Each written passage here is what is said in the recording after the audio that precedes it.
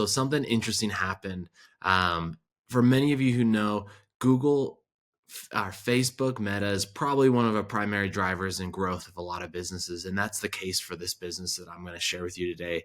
And so this is just day by day results. You can kind of see here on the dates. And what happened on their Meta account is for some reason, a credit card on this day just stopped working. They tried to fix it. It didn't work. They worked with Facebook support and they were just dragging feet until we finally got it up again yesterday. What's interesting about this, that some of the learnings I was able to pull, because you look at it two ways, like, we could have hit X amount of sales, we're a victim here, Facebook messed up. Or you can look at it, because that does nothing but just make you depressed and sad, but you look at it from a different perspective and say, what can we learn from this? So you can see clearly total sales, what happens when Meta turned off. And this happens, this client also runs one other brand as well, and that I run ads for. And it was interesting what happened on them. For example, their Amazon sales, when Meta dropped, their Amazon sales tanked, like just absolutely tanked, like by 50%, which was pretty eye-opening to show how much spillover they're getting from Meta to Amazon. And so what's interesting for this brand, however, is you can see here like total Shopify. So this is what's directly impacted. Day one, there wasn't a lot. What's a bummer here is the ROAS was starting to get better and better as we were getting more efficiency and learning in our ads.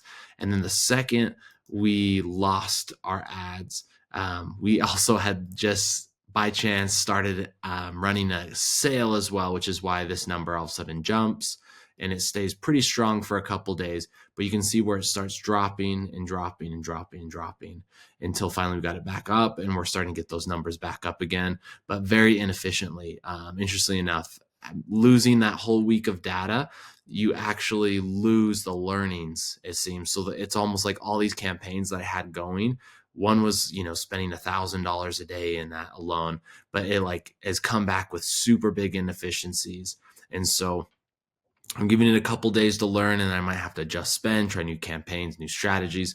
So it's actually a bummer in the long run for immediate. But what was cool about the learnings is you can see the impact that you're getting directly from email. You can see your impact that you're getting from Google.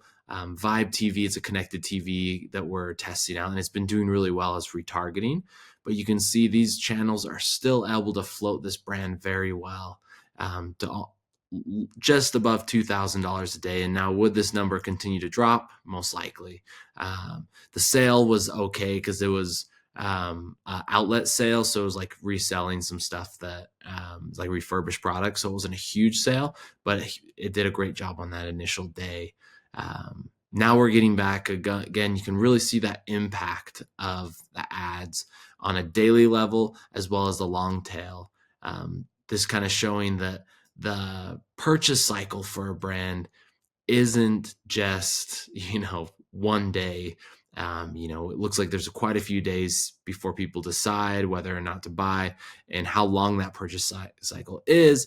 A really great tip is if you do a post-purchase survey, which if you don't, you should. I like KNO No Commerce, because one, it helps you really identify where do people first hear about you, but also gives you the opportunity to ask two other questions, or a couple other questions. And one of those questions is, how long have you been following our brand? And that kind of gives you an idea of how long it took them to buy, which can be really important data, and understand your customer, understanding retargeting, which this connected TV, by the way, is just retargeting. And it helps just, shows up on people's Peacock accounts, Tubi accounts, and it helps drive revenue that way. Anyways, really kind of interesting, kind of seeing the drop off there, and then seeing how much Meta impacts on not only just a daily level, but actually on a longer tail than just a daily level. And, if we had gone another week without the credit card working, how low would this number have gone? But something interesting that we learned about this, so the website we designed it over 2 years ago now for them, and we increased spend and everything, so it's hard to tell the actual lift in conversion. But since it's dropped to like traffic numbers that were similar. And one of the interesting findings there is we are initially their conversion rate when we redesigned it was 0.5%. And with this lower traffic that was similar to before, it was over 3% conversion rate, which is absolutely awesome. So it's kind of like a good testament to, like the impact conversion can have on your website. If you're not A/B testing on your site, if you're not doing anything, you should.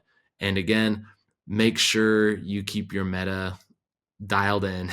And with issues like this, one of the solution we found is we just had to have another user added in, and it had something to do with cookies on the main user. They had all the proper access, but for whatever reason, the browser and everything, it just wasn't working. So that's some weird quirk within Meta's system. So just as a pro tip for you, hopefully this was helpful.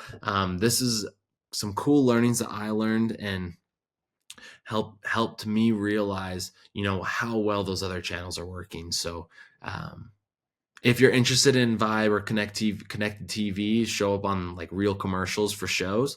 It has been really profitable from a retargeting perspective. Prospecting, not so much. But yeah, let me know. And you can see I'm not spending a lot per day. So kind of fun. And let me know how your growth goes.